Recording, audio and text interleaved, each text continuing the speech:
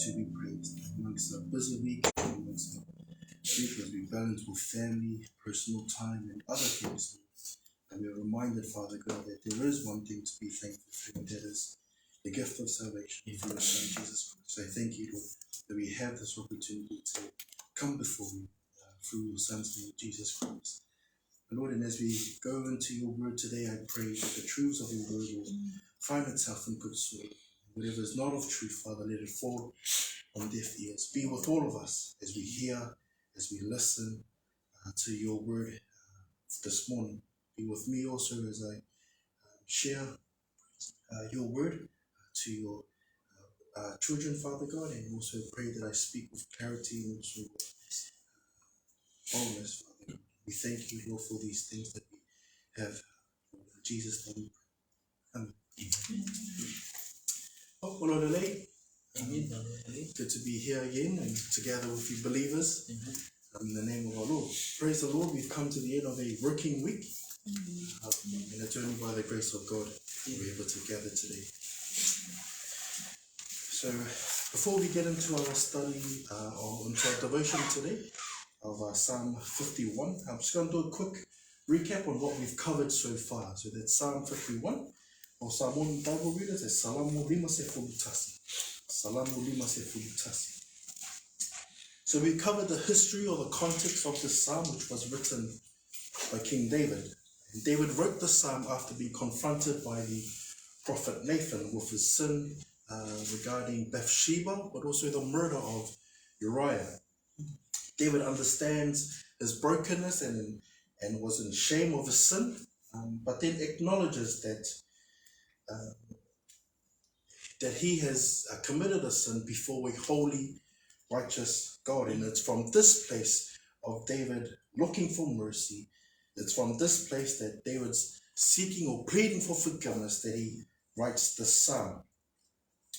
The last time we met, we went over Psalm 51 verses 1 and 2. Salamu lima se fulutasi, fai uputasi ilelua. And just a quick summary of those two verses, we see our psalmist turning to God and running to God for forgiveness, just like the other psalms that we have covered last year. David understands that it was God and God alone who would forgive him and give him mercy. And also the forgiveness and mercy that David was looking for was found only in the goodness of our Lord and Savior. The two lessons we draw from verses 1 and 2. There are number one, that we too as believers today may see the need for a Savior. And number two, that the forgiveness of sin is found only in God through Jesus Christ. Which leads us to our verses for this morning, verses 3 to 6.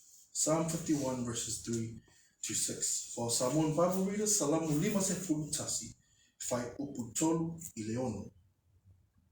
I will read in English, and if I can ask our Samoan Bible readers, please, to read after me. Psalm 51, verses 3 to 6. For I acknowledge my transgressions, and my sin is always before me. Against you only have I sinned, and done this evil in your sight, that you may be found just when you speak, and blameless when you judge. Behold, I was brought forth in iniquity, and in sin my mother conceived me. Behold, you desire truth in the inward parts, and in the hidden part you will make me to know wisdom. Our Samoan Bible readers, please. Salamu lima se fulutasi, fai uputolu ileono. Ia.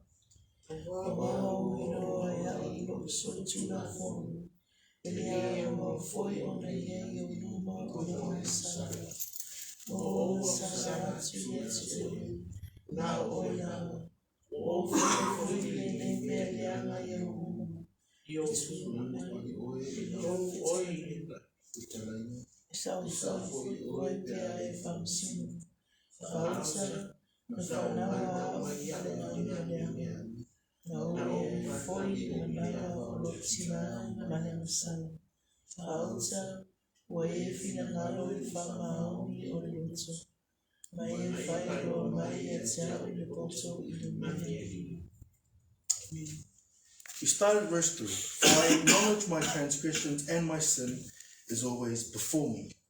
The conviction David had after committing a sin before God keeps David up at night. Remember that when David slept with Bathsheba, she became pregnant.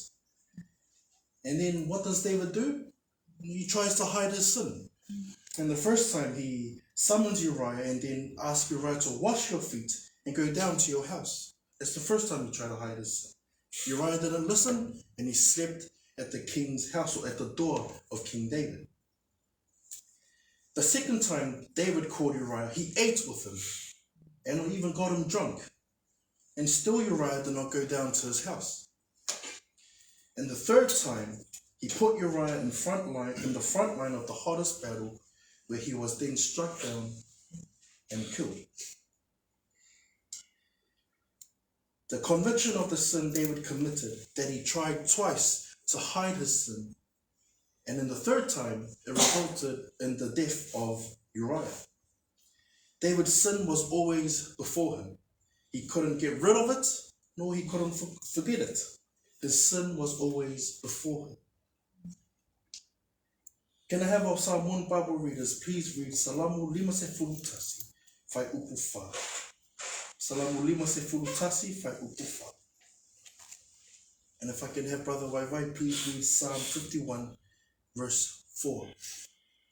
Our Samoan Bible readers? Ia.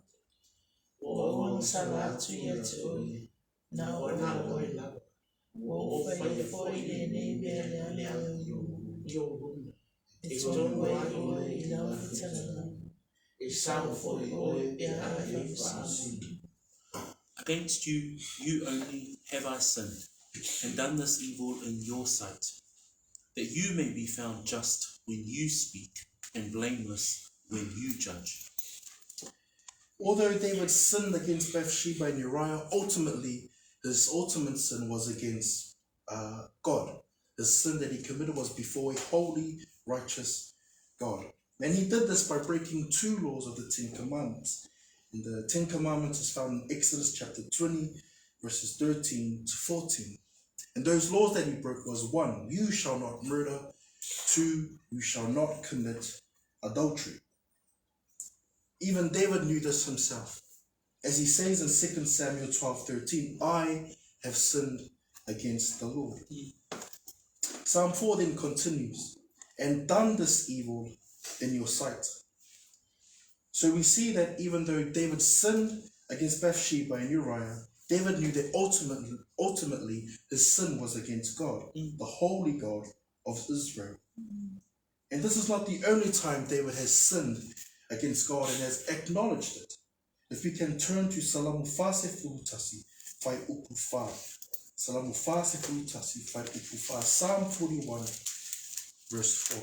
I will read in English, and if I can ask our Samoan Bible readers to read after. Psalm 41, verse 4. And this is what it reads. I said, Lord, be merciful to me.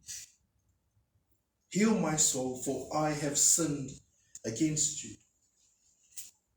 I said, Lord, be merciful to me. Heal my soul, for I have sinned against you. Our Samoan Bible readers, please. Salamu Fase Fulutasi Whai Upu Wha. Ia.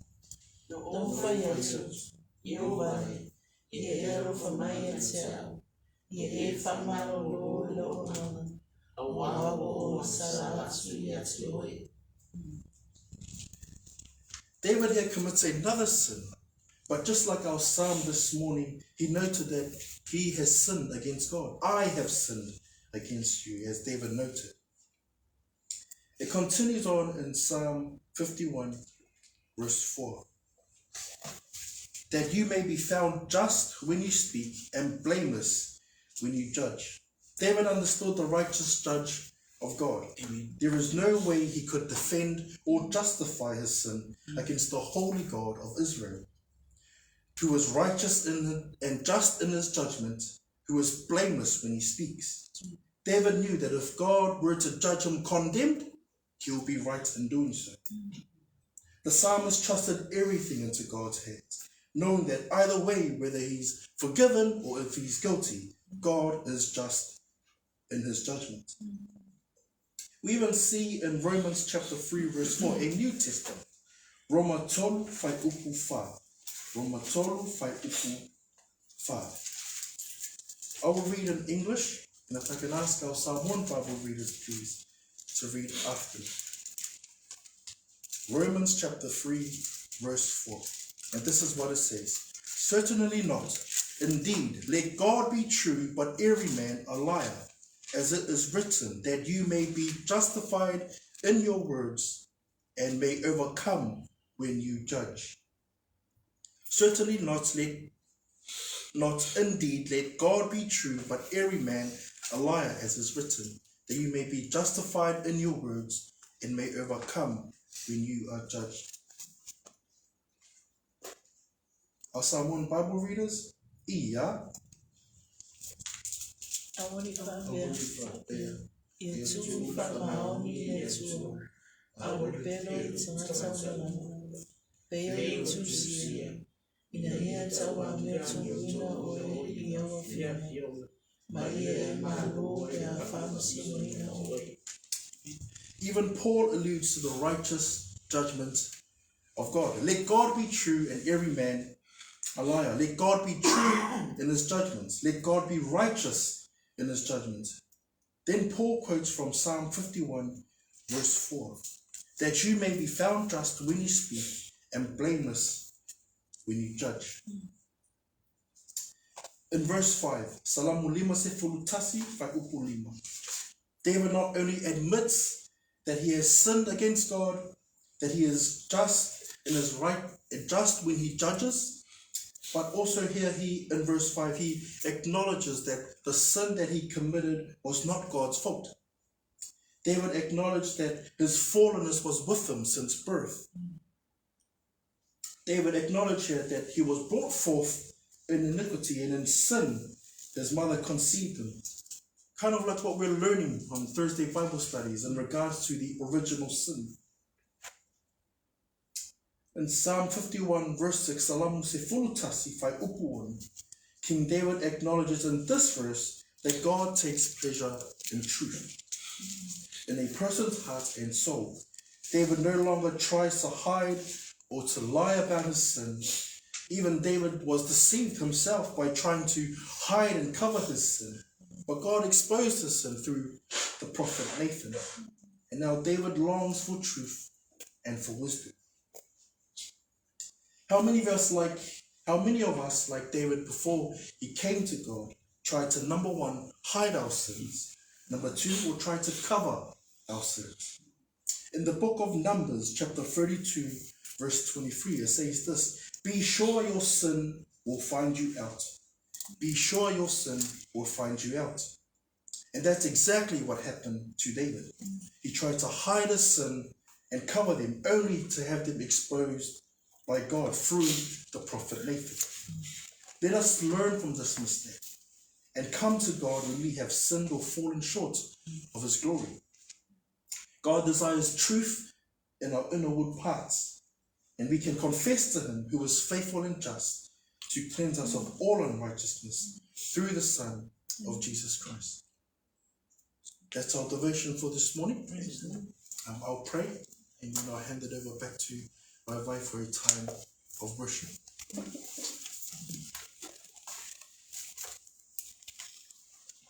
Let us pray. Father, we are thankful yet again, Lord, that you continue to be faithful to your word.